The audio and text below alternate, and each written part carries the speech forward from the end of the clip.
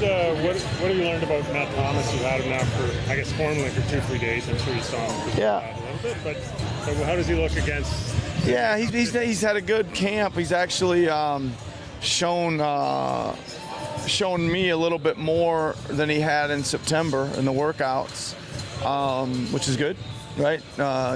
He's had 2 really good days and one not so good, and you know how that goes for a shooter, right?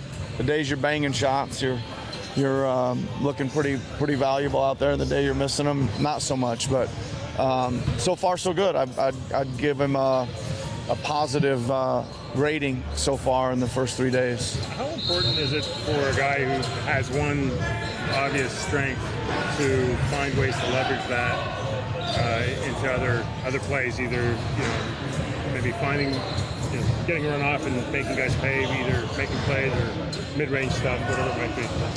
Well, the big thing is this, Michael. I think that in a situation like he's in, and it showed itself today a lot, when there's the primary ball handlers are creating and drawing a lot of people, and it comes fired out to you.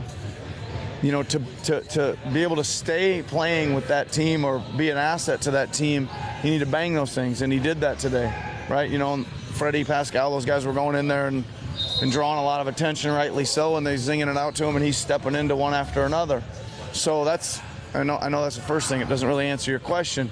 After that, when they're going to take you out, that's also a plus because you're creating some space. Can you deliver the pass once you're got pressed up into the seal man or the post man enough, right? Make that play, because there should be space for that to happen.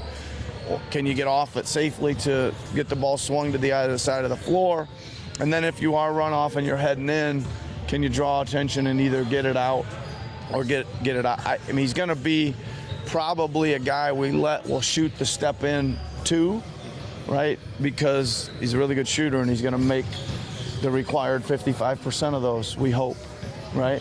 If he doesn't, then he's going to have to go in and search and try to draw and get it out to the other side. As a coach, how much are you looking forward to having that kind of weapon to work with, whether it's situationally or as part of the regular rotation, with his skill set? Yeah, I mean, listen, you guys know I love shooting, right? And I love shooters. So it always seems that shooters always come with something else you got to try to figure out with them to keep them out there, right? I mean, some shooters, there were some guys that play both ends that can really shoot, right? Are capable of it anyway. So then it's up to me, I always put that back on the coaching staff and myself to figure out a way to keep them on the floor, right? If maybe it's a little more zone, maybe it's a little more switching or a scheme to keep them on the perimeter so they don't end up having to guard post players or protect the rim or block out big guys, right? So that's where we go to work on some of that stuff. Speaking of shooting, Stanley and Rondae both mentioned the other day that that's something that they really prioritized in the workouts over the summer. Obviously, both of them known mostly as defensive guys. How much have you seen their offensive game, specifically the shooting, coming along here in the first few days? Well, let's take Rondae first of all. I'm not so sure we're going to really bank on him to have to shoot. I would see us playing him, in our dunker along the baseline dump off position, because we're able to, right? Like Gasol could, if Gasol and Rondae were 4-5, we'd push Rondae inside. He's really crafty around there, right? He's not only does it take maybe his or disguise or hide his perimeter shooting a little bit, but he's really good in there as well. That's kind of what he does. So Mark could move out, Serge could move out, Chris Boucher could move out if they were all out there together. So, and Stanley's going to have to, step into some stuff and make some stuff, right? He's getting some opportunities. Again, he's been a little bit streaky, hot, cold, couple days here, come up empty one day and make everything the next type of thing. But, I have some confidence in him because his mechanics are good, right? It's not like there's a broken jump shot there. He puts in the time, and I think when he's on the floor, he's probably a fourth, fifth option So he should get opportunities, right? They'll use his man to plug, and he should get some really good solid looks. And I think that's always like one of the battles with guys that are decent shooters that shoot a low percentage. Their choices probably haven't been very good, right? They're shooting the wrong ones, and we need him to learn our rhythm a little bit, and hopefully if we give him some better choices, he'll get some better looks, and then his percentage can climb. What was your first impression? What have you seen from Norm so far? He's been unbelievable. Yeah, he's been unbelievable. Really unbelievable. He's got a lot of pop. He's knocking down everything in sight. But in saying that, the biggest thing I've seen from him is he's got himself much better, or one of the things we're focused on, and he's doing it well, is when he's taking it into traffic.